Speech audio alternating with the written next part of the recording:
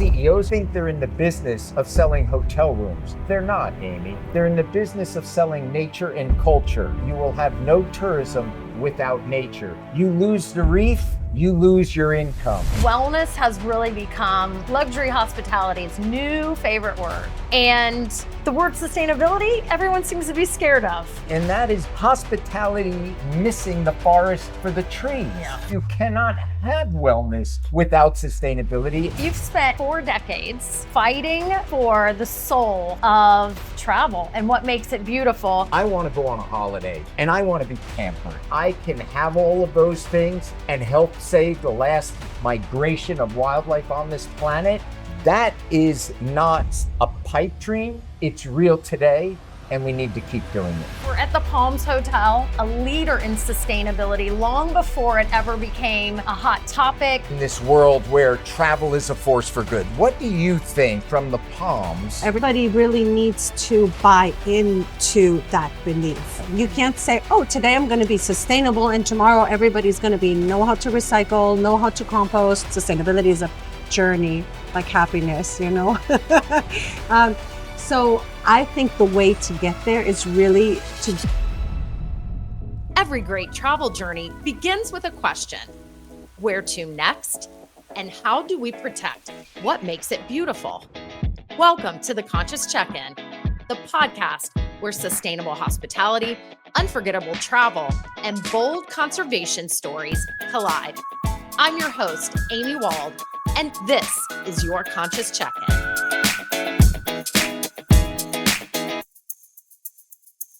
Hi, everyone. Welcome to the Conscious Check-In on the Road series. I'm Amy Wald, and I am thrilled to introduce my co-host, Costas Christ. Hey, Amy. Hi, Great Costas. to be back with you. Thank you. Well, you know, you've spent 4 decades fighting for the soul of travel and what makes it beautiful.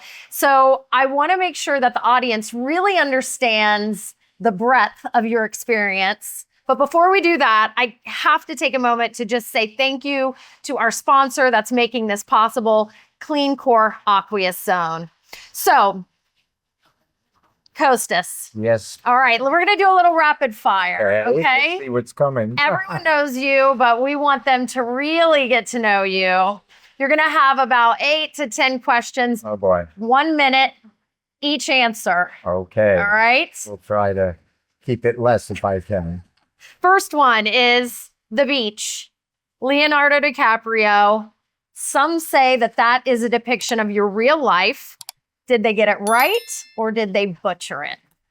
Well, you're talking about the film and the book, you know, Amy. Yes, there were, when the film came out, and again, more recently, there were a number of media reports came out saying that this story bears an uncanny resemblance to the journey of Costas Christ, and from articles that I had written about my early experiences. To what degree that may be true, I don't know. It does bear a candy, or let's just say a uncanny resemblance to facts. But then it get all twisted up in Hollywood world. So to answer your question in that under 1 minute, I will say that they got probably 50% of the true story of the true beach that went down in my early travels. I bet The rest of it was Hollywood. I bet you're going to see a surge in that movie after this episode. I know I want to go rewatch it. They'll be all wondering, which part was the 50% that's true? That's well, true. We'll have to, the next podcast. The next podcast, we'll answer that. All right. Question number 2. One of my favorite questions. You've spent time with some of the most incredible animals on the planet. What is your animal energy? Oh boy, you know, that's always a hard one because I'm just so fascinated, really, with all, you know, it's flashing through my mind now, and I'm thinking, no, don't do that one. That might be interpreted wrong.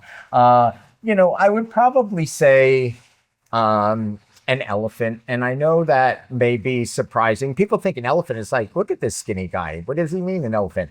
It's because there's so much depth to them. There's so much that we don't understand. They're born without instinct. They must be taught everything that they learn. We're just now scratching the surface of elephants in terms of their knowledge, how they communicate, their social structure. So I've just been endlessly fascinated with them, to be honest with you. And so if I was thinking of an animal energy, it would be an elephant. They're strong, they're wise, and they'll fight for what they believe in. I love that. That's perfect. And they're sensitive, which Yes. I know you're sensitive That's in the true. best way. I am. Okay. Love that answer. All right. So Jane Goodall, she was such an icon, did so much for our planet. But you've spent time personally with Jane. She orders the whiskey straight up. What do you order when you're with her? Well, I got to know Jane quite well before it came to the bar episode, so to speak. And yes, I turned to Jane and I said, can I get you a glass of sparkling water or a glass of wine? And she turned to me and she said, wine? God, no, get me a whiskey. So of course, I was going to go to the bar and I was going to order sparkling water with lime. But after that, I joined Jane with the whiskey. Well, of course you did. You bet. I mean, it's so appropriate that such a powerhouse. She's so gentle, but yet Well, plug a whiskey back. I know we don't have a lot of time to go into, but what I will say, you say Jane is so gentle. And yes, she was, and she had this incredible demeanor. And, sometimes people who knew her well and were very close, including people like Diane Fossey and Ruti Galdegas, her two other trimates, would refer to her as Saint Jane, but almost derogatorily. Yes. But my point is this. She was as ferocious as a lion. I mean, people need to remember, Jane spent decades, not just with chimpanzees, but with wildlife in Africa. One of her most fascinating books for anybody who's interested in Jane Goodall, read her book, Innocent Killers, about wild dogs in Africa. It is utterly amazing. Jane was tough as nails. Why in the world I didn't know she'd absolutely order a whiskey up straight? Well, I learned. Well, it's still just from a visual, right? It's contradictory. So, but thanks for that explanation, because I think there's so many things about her we didn't know, just like you. So let's move on. All right. Last meal on earth. You're eating it. Where and what is it? That's an easy one. We'll make up time on this one. It's blueberries. It's in the state of Maine, and it is sitting in the field where I grow Maine wild blueberries, and that's about 10 acres of them. And if anybody's ever heard of a child's book, a classic children's book, it's called Blueberries for Sal by Robert McCloskey. And it was written, and that's the field where I live, where that book takes place. So yes, count me in blueberries, sitting down in the field, and I'll just be there with the bears stuffing them in my face. I will be one happy person. You're painting a picture. Okay. Greenwashing. And if anybody doesn't know, that's when you're marketing things that you're doing when you're not really doing them, right? Funniest excuse you've ever heard? Oh, I've heard a lot of excuses, coming from where I am, which is I'm not very tolerant at all of greenwashing. I don't consider any of it funny in that sense. Of course. But you'll walk in. I can tell you right now, I'll spare the brand of the hotel, the embarrassment, okay? But you walk in and you talk to them about the elimination of plastic water bottles and investing $30,000 into a reverse osmosis self-bottling water system, which they then could use on property and eliminate those plastic water bottles. And I have, common answer. And this is a big brand, okay? Thousands of hotels around the world. That's too much. That's too much money. It's too much of a spend, And so to me, it's not a funny answer, but what makes me chuckle, I'm sitting there and I'm looking at $100 million hotel and you're telling me you don't got 30,000 to get yourself set up in such a way that you can either eliminate all of or the majority of your plastic water bottles, okay? While you're preaching about, we're in this for sustainability. So, greenwashing is a nemesis. It's a bad thing. in certain respects, I feel like we're in a new age of greenwashing, Yeah. but maybe we'll talk about that later. Yeah. Okay. All right. One destination that would break people's hearts if it disappeared. I mean, there are so many. Yes. But I can just say right off the bat, the Serengeti, hands down, the last great land migration of wildlife on Earth. That's it. We've lost the others. Wow. This is the last big one. Approximately 2.1 million animals moving across a 7,000 square mile ecosystem like they've been doing since time immemorial, meaning millions of years. And that is still happening today. And that is happening in the Serengeti. We've come close to losing it. They tried to build a highway across it. We're lucky enough we stopped it, but that would be utter heartbreak. Yes, I agree. Okay, so let's talk really quickly about just kind of the state of travel, right? There is a lot of shift. There's good movement that's happened. But what I find really interesting is the traveler's evolution. Give me your take on that. What do you think is motivating them? What do you think is actually motivating the industry to meet that demand? And is it happening quick enough? I fundamentally believe, Amy, that people are generally good by nature. Meaning they want to do good. They don't. Some, perhaps, there are examples of some of them who don't necessarily, but most people don't. They don't want to go to a place and trash it. Like, hey, I want to go to the Great Barrier Reef in Australia, and boy, when I'm snorkeling, I want to just really damage that reef. No. So what's my point in telling you that? I honestly believe that a lot of it is a lack of information to help them make the right choices. And I believe that given that information, they will. Now, what's different from, say, 20 or 30 years ago to today? What I would say is I don't have to spend the time I used to in trying to bring awareness to these concepts that you could travel and have a positive impact, not just for yourself, like, hey, I had a great trip, but a positive impact on the places we visit, the people, the nature, the culture, the community. And, we talked a moment ago about the Serengeti, all right? So that's still rattling around in my head.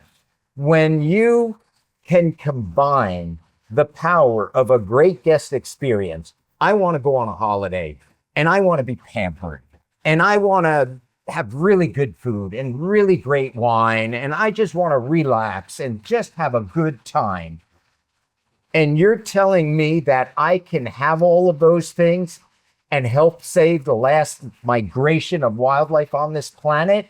Yeah. Sign me up. Yeah. Because I want to do that. So the notion that we have this idea that to do good as a traveler, that it's kind of like eat your broccoli because it's good for you. And you're like, no, Mom, I hate broccoli. Don't make me eat broccoli. No, you have to do this. I don't want to go on a trip, a vacation like that. Do it because it's good. You're not going to like the room. The food might not be good. The service might be bad, but at least they're caring for the environment. No, we don't have to make those choices. I think today's traveler knows that better. They don't have to make those choices. We still need to help them. We still need to let them know the options that they have by celebrating the leaders in the world that can deliver the promise of travel, an incredible trip, a wonderful experience, a rewarding vacation, which is amplified in its positive impact for you as a person because you did it in a way that you knew contributed positively to people and to the planet. That is not a pipe dream. It's real today, and we need to keep doing it. I couldn't agree more. Every holiday I go on, and for a long time, and this is not because I'm a better person, I deliberately look for those experiences, but I didn't know that that's what those experiences would lend me in the beginning. It's some of the best travel experiences I've had has been with very little amenities.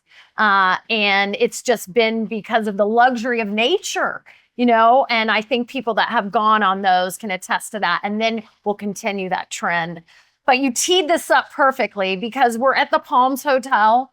They are truly a leader in sustainability long before it ever became a hot topic, demand, whether you want to call it a trend. So I think it would be very appropriate. No trend. Yes, I know I don't like using that, but the fact Go is, ahead. right? A lot of people refer to it. You see it all the time. Yes, I don't think Yeah. anymore, but Yeah. we did live in a time where it was. I think it's appropriate we bring in Tanja Morariu. I think I said her name right, and we're going to talk to her about. She's been in the trenches, with sustainability up until today. So let's grab Tanja. Sure. Okay. And Tanja, come on over. Tanja, welcome. Thanks for joining us. Thanks for having me, and thanks for, hosting your conversation here at the Palms. Absolutely. Honored to. You are in charge of two really important departments for a hotel, marketing and sustainability. Exactly. And there's always been kind of that contrary belief that those two, positions can't sit in the same, person or department. Tell us why that's the wrong answer. So far. Is it the wrong answer? Well, Tell us your answer. because she's doing it, I assume it's the wrong answer. So Go ahead. wrong answer. So, Go. so for us, the path to sustainability actually came out of a positioning strategy, right? When we we did a big renovation back in 2009, and we changed things like we put low flow showers and LED lighting and those kind of things. And we started reimagining, like, what is our positioning about? Like, what is our essence about? And we came up with this line of being inspired by nature. And what that brought along with it was this sustainability program that we have been doing since 2010. And it brought along, our Aveda Spa and our Essencia restaurant, which is a farm-to-table inspired restaurant. So it ultimately came out of a marketing positioning strategy, but it's a path that we've been going on with sustainability since 2000. So, Tanja, to follow up on that, and I think your story right there is very typical of a lot of the stories early on. If you go way back, and the Palms Hotel has been in this for a long time, and has earned a very good reputation for the sustainability work. Today, a lot of folks will look at sustainability in a marketing division, and in fact, assessing a commitment to sustainability, if it is under marketing, it's almost a strike against them. Yeah.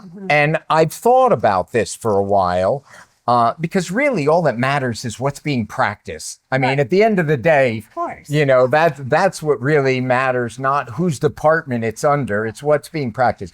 But there are a lot of, I think in a sense that early on, it made sense. You came up with a marketing strategy inspired by nature.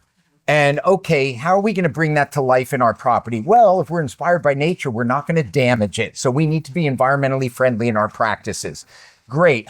Tanja, can you figure that out for us? Right. And build that into this experience of this hotel? You happen to be marketing, and it's made sense. Right.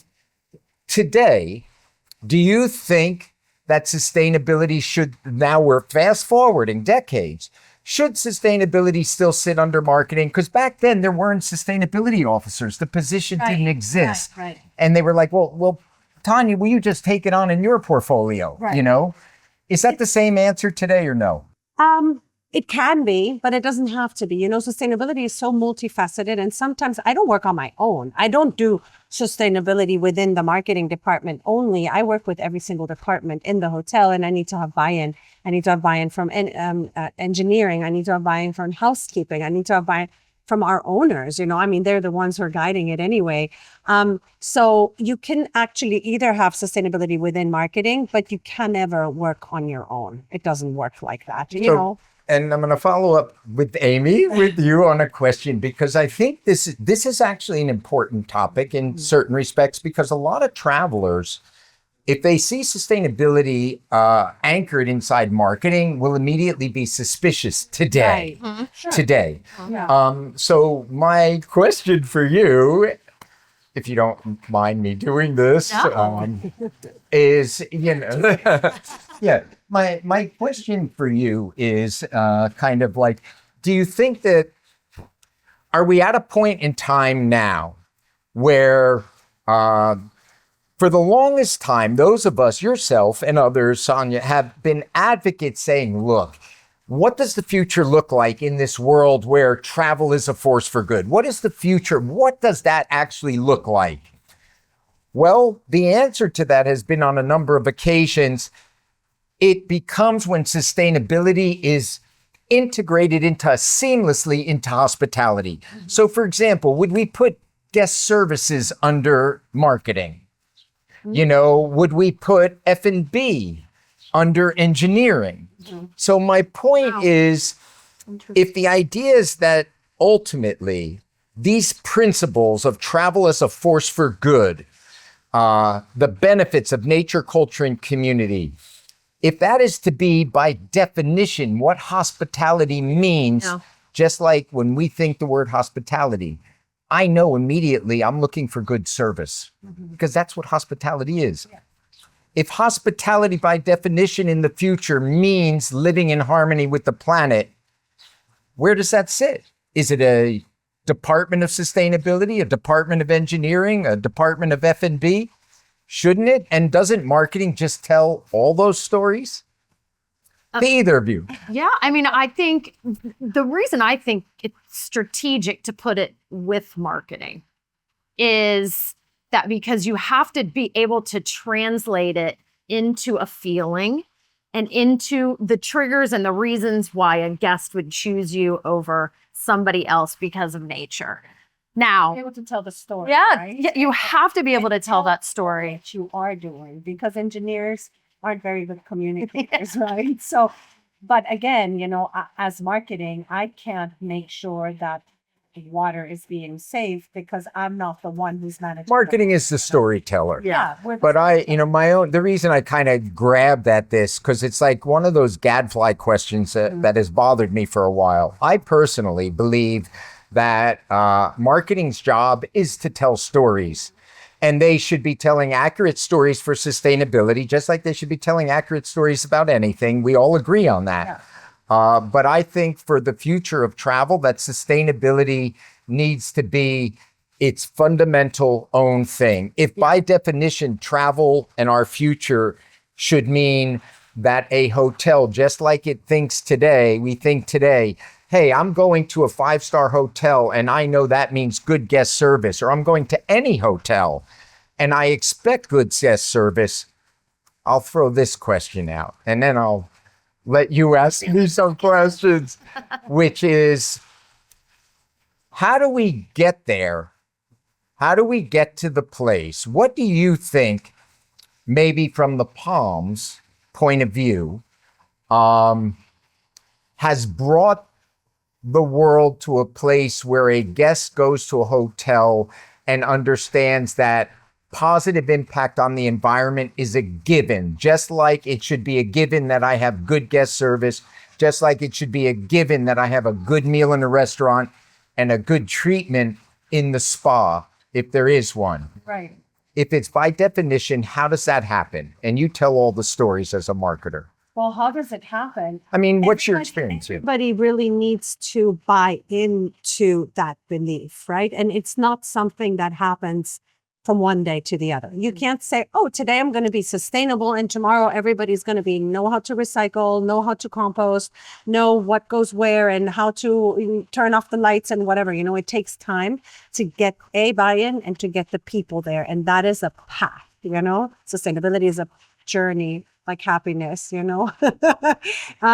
So I think the way to get there is really to get the buy-in of the people within your company. And in every single department, you need to live and breathe and challenge yourself to become always more sustainable, because you can always become more sustainable. You don't say, oh, I'm sustainable now. I can't get any better. We're recycling. Yeah, but you're not recycling everything. Like it's recycle better. Is there ever our guest service is No, perfect? of We don't course. need to think No, about it you anymore. can always become better, but if you don't have a staff or, employees that believe in the fact that the guest is the first, it comes first and guest service comes first, you're never going to be able to So provide good that guest service, I'll just chime in with this, Amy, and then I'll bring this piece to a close because I feel you hit the nail on the head, Tanja. And what I mean by that is the sentence you just said. You need to get sustainability on the radar of everybody in the hotel, every department. And that is often missed. Yeah. I'm a believer that if I stop a server and I'm at the pool and the server is saying to me, like, would you like a drink? And I say, yes, I would. Oh, by the way, I heard that you guys eliminated all your plastic water bottles. Like, that's amazing because my daughter's always telling me, get rid of plastic. I don't have a daughter, but I hear that a lot from people who do, and my point is like, therefore, every single person on a property should be conversant with it. And I would hope that pool person would say, yes, we have, because we believe in X. And that's also training. And I think it has to be across the entire property. Right. You should never have a situation like I did in a hotel that I checked into that was known for sustainability and was certified for sustainability and had a little plaque talking about greenwashing right at the desk. And I asked the person checking me in at reception, wow, this is interesting. Can you tell me about this? And he said to me, oh, you'll have to speak to management. And I was like, why? And he said, well, we don't know what that's about, but the manager could answer your questions. Right. That should never happen. Yeah. Right. But then you have the challenge that there can be turnover in hospitality, as you probably know, especially nowadays.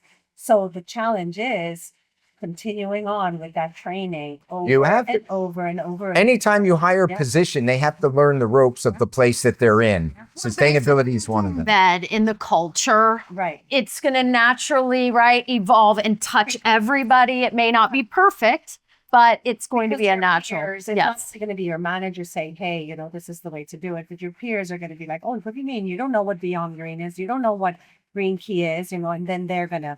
But it takes time, and I'm not saying it could happen to you that we have a new staff member and you ask them and they might be like, yes, but I don't those know. are exceptions. There's always There going are to be exceptions, yes. But overall, yeah. So, Tanja, I want to ask you, this kind of bleeds into what my next question was, which you talked about inspired by nature. It's kind of like your invisible yet visible approach, right? Right. What I mean by that is, how are you weaving sustainability in without it feeling like a lecture for the guests? How are you affecting them without, telling them what they have to do right or wrong? Oh my goodness. I mean, right now what we're doing is every month we have like a special topic. Like right now it's June and it's World Ocean Month. So we're doing things like we have sustainable seafood specials on our menu, right? Or we have pointers on how you can be kinder to the ocean, like, use reef safe sunscreen or, use a recycled bag or a reusable bag. You also don't use plastic key cards. Oh, no, we don't have. Oh, yeah, we got rid of those. We have wooden key cards and so forth, So everything that we do, we try to tell that story without being prescriptive. We give guests the opportunity to go clean the beach and get a gelato, make it fun for the kids to do something. I mean, some guests go, this hotel wants me to clean the beach. And I'm like, oh, well, if you don't like it, don't do it, But so we always try to find fun ways, be it about like sustainable things like Earth Day or Earth Month or World Ocean Month. But we also do other things that have to do with well-being and with the human well-being, which is also part of our inspired by nature strategy.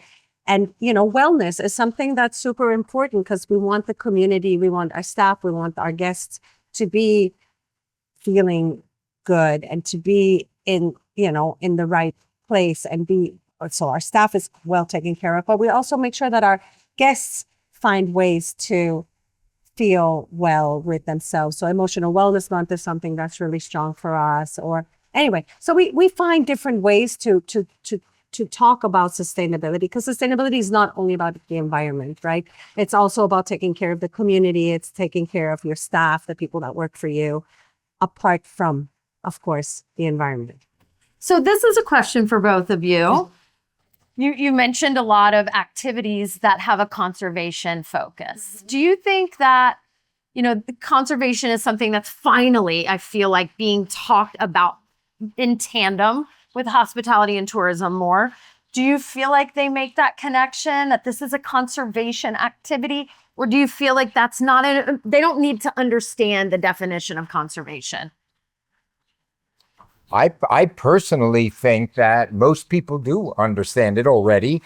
I think that most people, again, would like the idea of that, in the sense that, and I firmly believe this, Amy, whether you are an urban property, whether you're out in the wilderness, there are things you can do to advance and have a positive impact on conservation, which of course the Palms is as example, that also with your sea turtle programs in terms of conservation, your partnership with Surfrider Foundation, which is with the Everglades Foundation and with the Coral Restoration Foundation and with Blue Scholars Initiative and with the Manatee Club and, all different ones. And we try to share the love, with as many organizations as we can, especially grassroots here locally, because we feel that they're doing the right thing. The Everglades Foundation is amazing in preserving the Everglades. And we try to get our guests to go and explore the Everglades, but not the way you usually would explore it just in an airboat, but go with somebody from the Mikosuke tribe, learn about their culture, and find out, how they lived and survived in the Everglades, and go with a naturist and walk in a cypress dome and get your legs wet in the Everglades. Everybody's like, oh my God, we're going to be eaten by an alligator. No, I've done it 5 times. I've never seen an alligator, but what you see amazing orchids, you see amazing birds. And that's what we try to get our guests to experience as well, because once they know it, they'll want to maybe also protect it. Here you are, you're an urban-based property. You're in Miami City. Right. In the sense of the city boundaries. And yet you've just described a powerful nature experience that's barely an hour away, which underscores the point that I think really wherever you are, you can do some incredible stuff. Amy, you're very familiar, Waldorf Astoria has their rooftop beehives in New York. They take people up there, they give them examples, they talk to them about pollination, pollinators, the importance of, why we need pollinators, and all of this stuff is fascinating. And, and I think with conservation, and I think, Amy, actually, your question is good.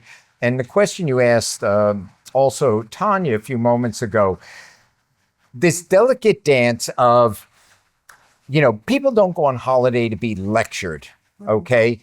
So you've got to find this fine balance of not a pedantic approach to telling them when you're on your holiday, make sure you do it well. And here are the books you should read ahead of time.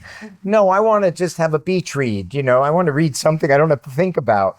My point is that these things are all doable, as evidenced here at the Palms Hotel and as evidenced in many other places. And I don't think it's about lecturing people, but it is very important to make it easily accessible for them in information.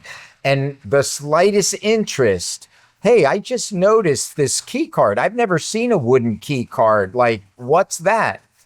That's where somebody at the reception desk who's not on their first day says, that's actually one of the reasons why I wanted to work here, because this place really cares about nature. Right. So it's a soft sell, but it's a very important opportunity to try and educate, but do it in a way that is almost permeating their experience rather than making them feel forced. And I can't help but mention I feel like the role of the concierge is going to become so more important to the conservation effort as they recommend different things that you can do. And so I think we're going to see an immersion of that, like nature concierge with one hotel, you know, or whatever the hotel is. I think 100%. that's going to be a role that's really 100%. coveted again, kind of like a re-immersion of that. This, you know, again, bullseye, really good point. I have had an increasing number of conversations with GMs, and in particular with the heads of concierge, who want to make sure that the places they're recommending and the experiences they're suggesting are also embracing the ethos of positive travel. Yeah. And more and more, you know, we talk about greening the supply chain, all this lingo in the industry. And the concierge people that I'm meeting and hearing more and more from, and this was just out in California a few weeks ago, they want to green their concierge recommendations. This is a great opportunity, again, for educating them. But you're absolutely right. Think of the power of the concierge to tell stories. Well, we send you there because we also partner with them, and they're also involved in this. And oh, by the way, you can learn more about them here if you wanted to find out. And it just keeps it in the ecosystem, right? If you can build those partnerships. Our concierge was super excited. We sent him the information of, there was a World Ocean Celebration this weekend, right? And they had all these events every day. There was something different. You know, they had like they went diving in the coral reef out here, and they did a dune restoration, and they did an ocean celebration. Our concierge was so excited, and he's like, "Oh my God, I'm going to be promoting this to our guests, and this is so great." And yeah, when you have buy-in from them, definitely, it is. You bring You them make on. me think, Costas. I'm like a sustainability concierge. Okay, lots of work to do. No, not lots of work. I mean, of course they know. You know, like. The kind of the future I'm interested in, and the future, when I'm asked, what does that future look like? Yeah. The word sustainability doesn't exist anymore. Exactly. We, you know, do we really have to be told that a hotel does guest service? No. By definition. I want, by definition, we experience travel and hospitality because it is committed to these principles. Yep. And that's a great example of empowering your team. Yeah. And they come back with that excitement, not only to improve guest experience, further your mission, but now they just feel a little bit more devoted to the organization. I love that. Yeah. Okay, so Tanja, we know you have things to do this evening, but I want to end on something that, it's a hot topic for me.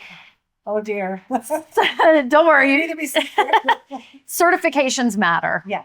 We know that it has to be verified. There has to be a third party involved to give credibility. But I personally have been involved in many certifications. And once that certification is earned, things do not continue to evolve. Maybe practices don't even continue that were supposed to be, that were implemented. So tell me, how can you speak to hoteliers out there that they just want to get that stamp, they want to add some more logos to their website, they want to cut corners to get it. How can you empower them to treat it as something much more than just a logo? Well, the thing is, if you've already done the hard work to get, because it's not easy to get a certification, right? You know, it's not just the ones you get, right? No, true. But there are official certifications that are accepted by the search engines as official certifications, like Green Key, the one that we have. Those are really not that easy to get, and you need to do like a 5-hour, survey with somebody who either comes to visit you or you do it with them online. And you need to make sure that all the departments are in line and so forth. I just say, if you've done the hard work, why would you let it, go away? And then 3 years later or 2 years later, you need to do it again, So just keep up the hard work and keep on pushing. Of course, things change, right? And pricing changes. And for example, whatever, the sustainable seafood that you used to get from here, you might get somewhere else, or you might have whatever, replace things. So things do change, but always remain at that level and try pushing a little bit further. So then 2 years down the line, when you need to recertify, because you will need to recertify. You're not starting over. You're not starting over, right? And it's ridiculous to put so much effort in and then just let it slide. Yep. So Yep. that's what I say. Well, I have to tell you, every time I come back here, I really am so amazed that you have been able to do what you've done, maintain it. I mean, Miami is making changes, but the Palm stands, it's second to none. No one can touch the work that you are doing, especially in conservation. So Thank you. thank you. Having you come back whenever, Costas. Hey, too. thank We you. love Nice to having see you, Tanya. Absolutely. The Palms Hotel in Miami. Good for you. Let the work of the Palms rub off on every other hotel in this place. Absolutely. I mean, you can come have an incredible tropical beach vacation, but as we mentioned, no, you're doing really good. Right, exactly. Yeah. Total well-being inspired by nature, right? I feel There you go. bead right now. Wellness has really become luxury hospitality's new favorite word, right? And the word sustainability, everyone seems to be scared of. And you cannot have one without the other. So why do you think that we're pretending that we can? Boy, that's a good question. Because we can't. In the same way that we've created a artificial sense that we are separate from nature. Like, oh, well, nature's something I'm going to do this weekend. I'm going to go and drive 5 hours and I'm going to find nature over there. We are nature, and we've forgotten that. So when you talk about the connection between wellness and hospitality, or the question that you asked, why, has hospitality seemed allergic to the word sustainable, but now is all over the word wellness, I think is part of the answer to that involves just straight marketing. Because right now, wellness is a big thing. The supplement business is off the charts. Everybody's talking wellness in one form or another. So it's a quick, let's rush, let's cash in on this. That's the exact wrong approach. But the other piece of it, Amy, which is why aren't, hotels, or why isn't hospitality or even the travel industry understanding that these two things can't be separate, gets to a much more fundamental point. For example, for decades, in the world of responsible travel and sustainable best practices, there have been discussions of reducing chemical use inside properties, using non-toxic chemicals for cleaning in rooms, purified drinking water. So, you don't want to go. One of my big pet peeves is going to a hotel and I go into the room and the room smells like a chemical factory of all these, whatever. There's artificial tropical smell and, rug cleaner and all this type of stuff. I now travel and ask for rooms with windows so that I can open them. Yeah. So the point of me telling this to you, Amy, is that hospitality in that sense is missing the forest for the trees. Yeah. Because you cannot have wellness without sustainability. And that is basically the point of your question. The fact that the industry or segments of it hasn't figured that out, well, this podcast is going to help them figure it out, because you cannot separate the two. And if a hospitality or a group or a hotel understands that and begins talking, and their marketing department begins saying, we use chemical-free rooms. We use non-toxic cleaning products. Our walls are low-vac paints, that are not emitting toxic, fumes into the environment.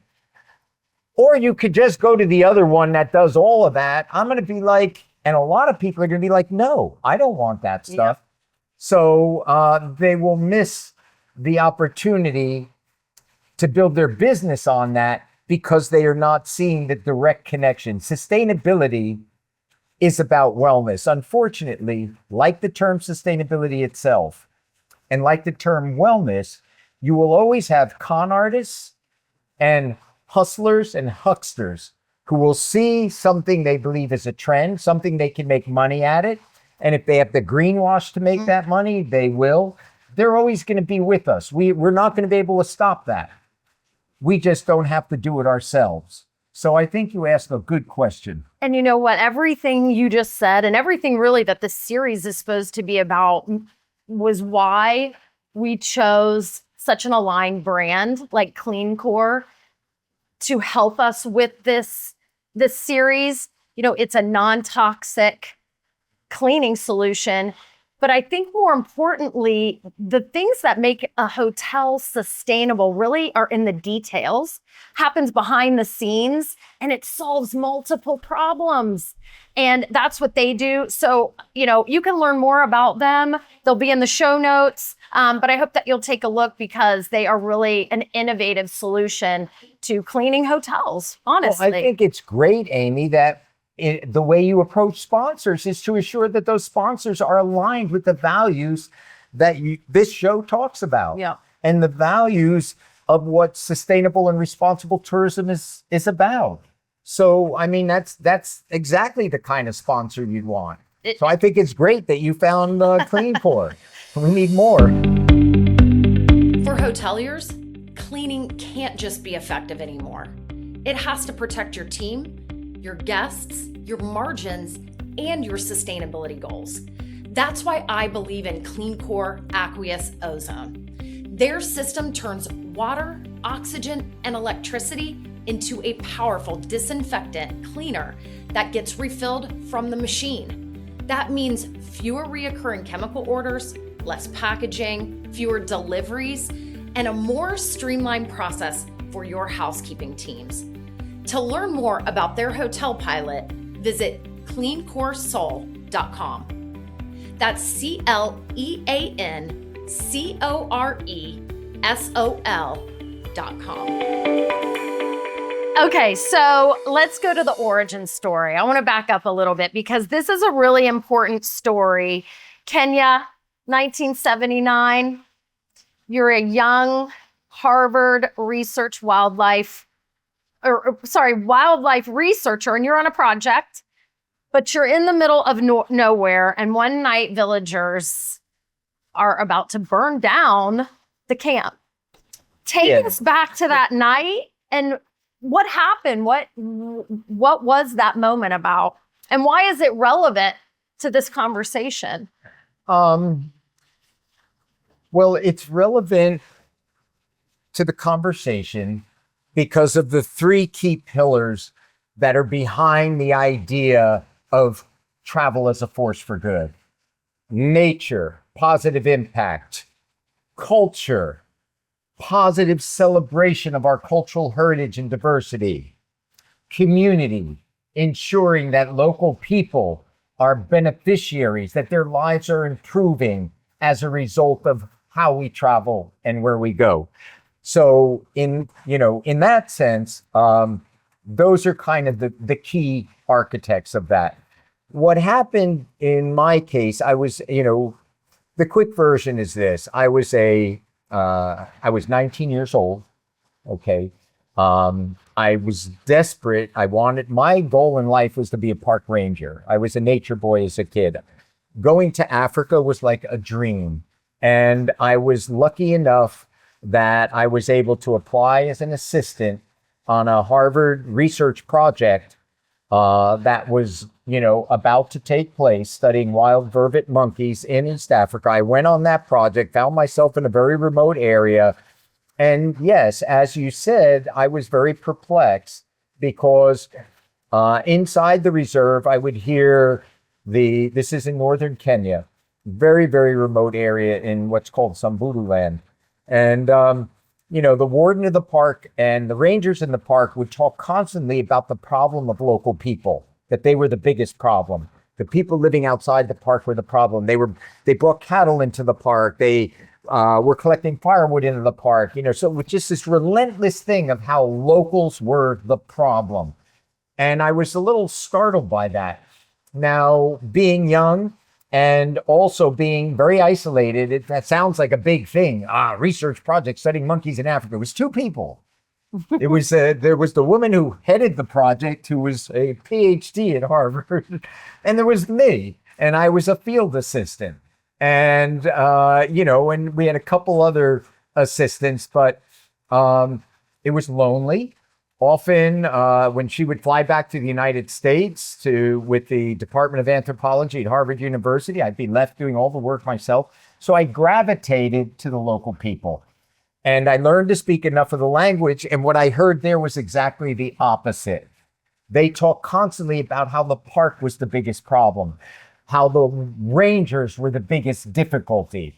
And I was just struck that there was such animosity, and it built up to such a degree that villagers ultimately attempted to burn down the one tourism lodge that was in this park that was making a ton of money. And that experience, of which none of that money was going to benefit locals. The local indigenous people were forced off their land to create this park.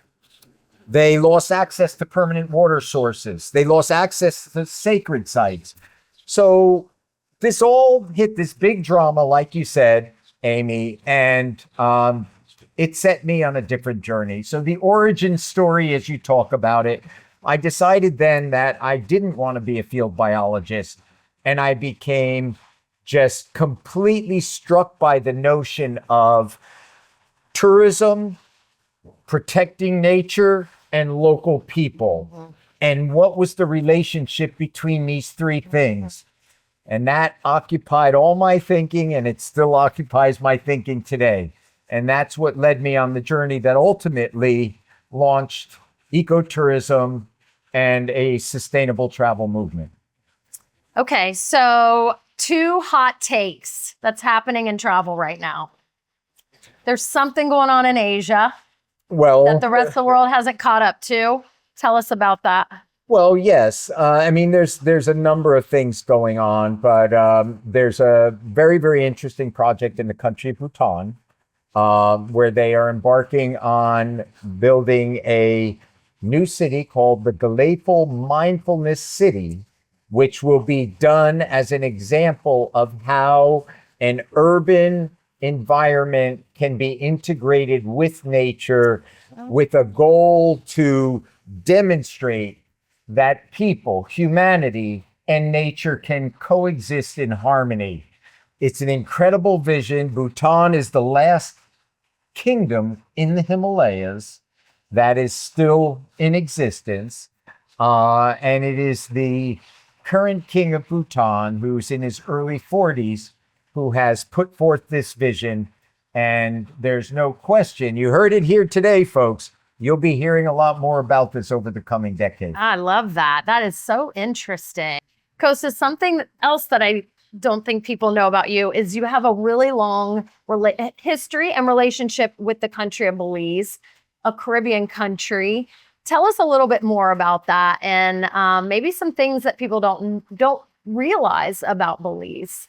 Well, most people don't realize that the first global conference on tourism and the environment in the world was in 1992 in the country of Belize. So you hear all these stories, Costa Rica is the place where ecotourism was born. You might hear about Africa, of course, many things there. But that little country of Belize really gave birth to a lot of the early concepts of ecotourism. And just this year, the Caribbean Tourism Organization, 20 years later now, held their International Sustainability Conference about Caribbean culture, about Caribbean nature, about climate change, and about tourism, and how these things can come together in a good way. And they held it in Belize. And I'll say this, it's encouraging to me that just in the last week, the Prime Minister of Belize has just declared a moratorium on any building along the coast more than 3 stories.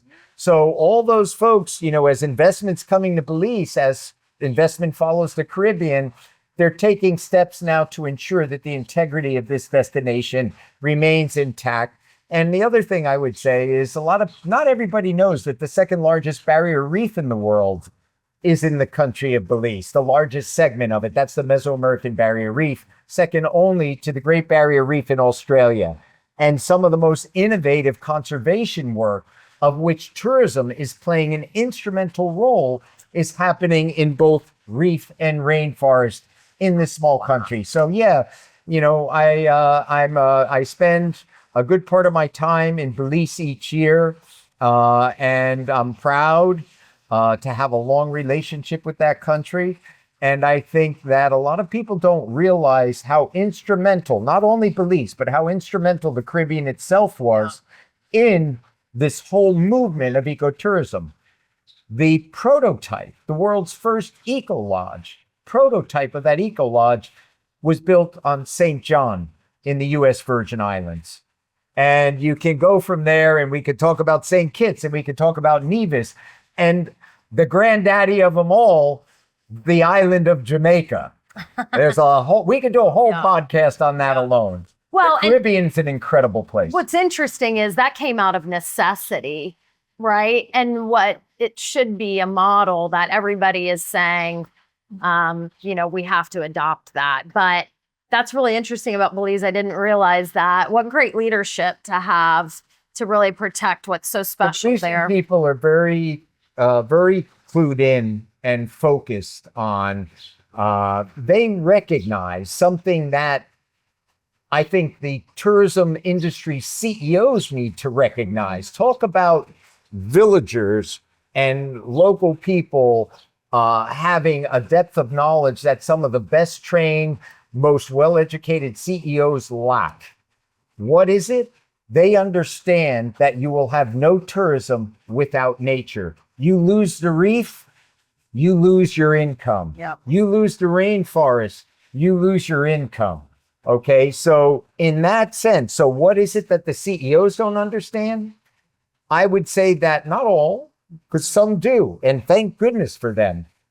But what they don't realize is they think they're in the business of selling hotel rooms. They're not, Amy. They're in the business of selling nature and culture. Mm-hmm. They dress it up with nice hotel rooms. They give it good guest service. So Amy, we're here at the Palms Hotel. It's this great sustainable hotel. And it's got beautiful rooms. It's nice. Let's go have a margarita. Sounds great.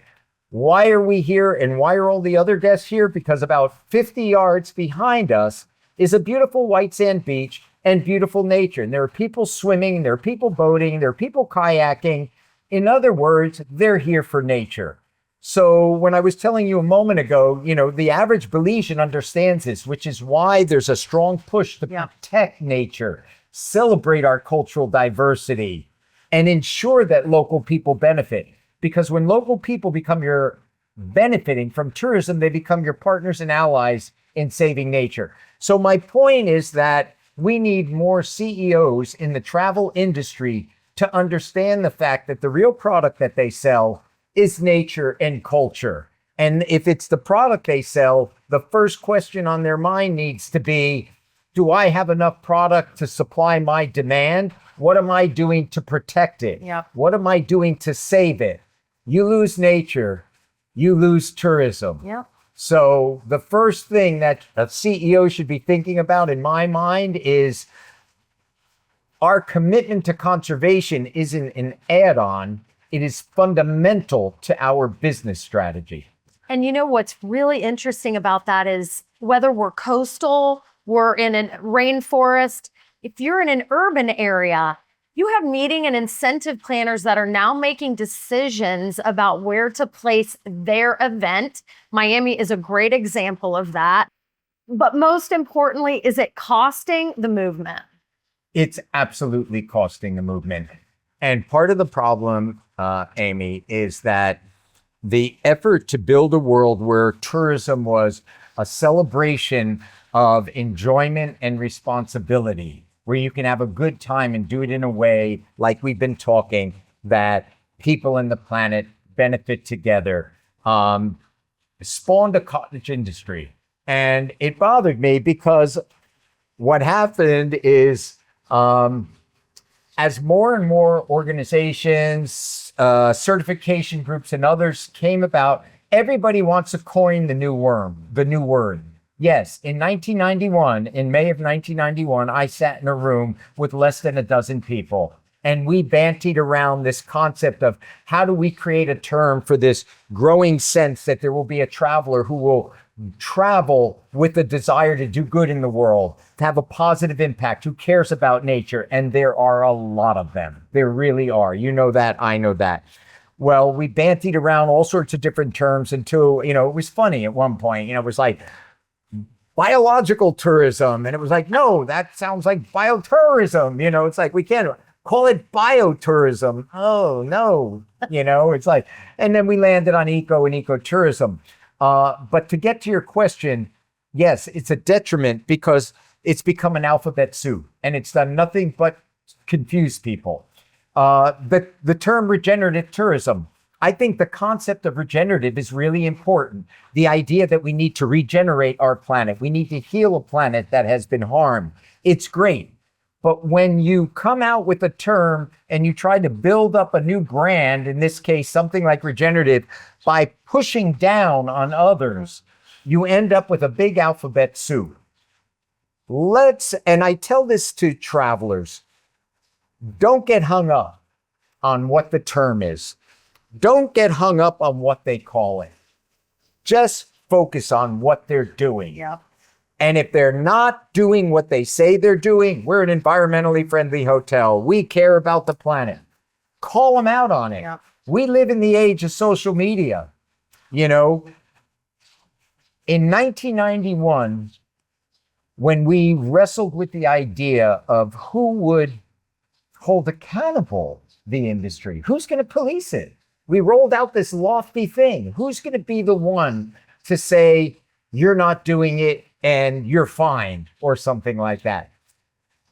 We thought at the end of the day that ultimately the traveler would have to be the one, because they'd be the one there and they'd say, hey, you said you're doing something and you're not. I see that this is greenwashing. That's where that term came out of. Well, today travelers have so many ways. I would just tell any hotel out there, anybody in the travel industry, make sure that what you say is what you are actually doing, because the young generation today that's traveling is going to call it out. So Amy, no, we don't need another term. Oh, sustainability's old. We need a new term. Oh, ecotourism's old. Now it's conscious tourism, and it's fair trade tourism, and it's transformational tourism. We could spend all our time coming up with words, and we're forgetting that it's about practice. Amen. Take us to church, Costas. I agree. And, I think the greatest thing that a traveler can do is ask questions. That's right. And because then that shows they care, that shows the concern, and it debunks the myth that travelers aren't interested in that. So, absolutely, Amy. And like I, was just going to say, if you're a traveler or an aspiring traveler and you're watching us talking right now, and you're thinking about these issues, you have a mission in this world. You have a right to travel. I believe that travel is a fundamental human right. And with that right comes a responsibility. yes. And that responsibility can be a source of incredible enrichment to your journey, enjoyment, and fun. Yes. We need you as travelers to hold the travel industry accountable and keep pushing them and ensuring that it isn't a choice between, well, I can have a good vacation or be forced to eat broccoli because it's good for me. I happen to like broccoli. My point is that they are not separate. It's not an either or. That either or was created by an industry that generally was resistant to change. Well, let's make them change. Yep, the change is here. Well, you've been at this for a while, and we're going to keep at it. This is just a little taste, and you're going to see us on the road, right, Costas? Amy, we've talked about doing a series of these. I really look forward to it. There's some interesting ideas ahead. There are places in the world like Mongolia. There's California. There's always California, right? Yeah, that should be like, it sounds like the title of a song. So yes, we want to uncover some true gems in the world for you to explore.